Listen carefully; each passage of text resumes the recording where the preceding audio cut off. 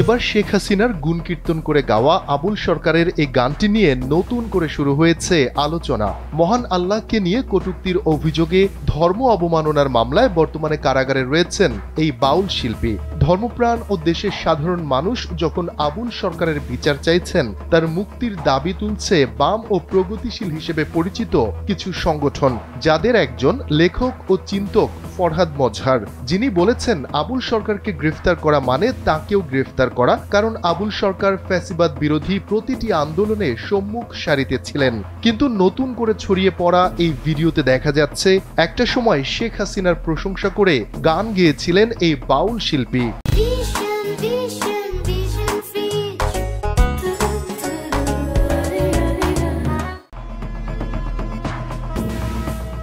সামাজিক যোগাযোগ মাধ্যমে ছড়িয়ে পড়া ভিডিওতে দেখা যায় টাঙ্গাইলের একটি রাজনৈতিক অনুষ্ঠানে আওয়ামী লীগ নেতাদের প্রশংসাসূচক গান গাইছেন আবুল সরকার। অনুষ্ঠানের ব্যানার অনুযায়ী সেখানে তৎকালীন স্থানীয় সংসদ সদস্য খান আহমেদ শুভ উপস্থিত ছিলেন। ভিডিওটি আওয়ামী লীগের দীর্ঘ শাসনামলের শেষের দিকের বলেই ধারণা করা হচ্ছে।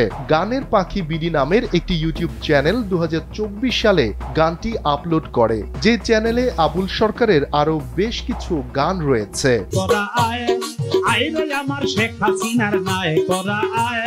গেল বুধবার রাতে মাদারীপুরে একটি গানের আসর থেকে আবুল সরকারকে আটক করে ডিবি পুলিশ। পরে ধর্ম অবমাননার মামলায় গ্রেফতার দেখিয়ে কারাগারে পাঠানো হয় তাকে।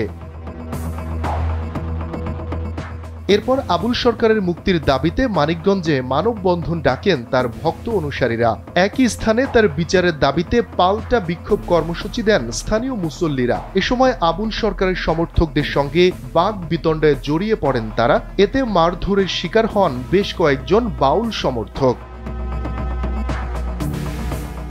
বিষয়টি নিয়ে বেশ কয়েকদিন ধরেই সরগরম সামাজিক যোগাযোগ মাধ্যম। অধিকাংশই বলছেন বাউল গান নিয়ে তাদের কোনো আপত্তি নেই, কিন্তু আল্লাহকে নিয়ে করা কটূক্তি কোনোভাবেই মেনে নেওয়া যায় না। অন্যদিকে আবুল সরকারের মুক্তির দাবি তুলছেন তার ভক্ত ও সমর্থকরা। শফিকুল ইসলাম শান্ত, NPB।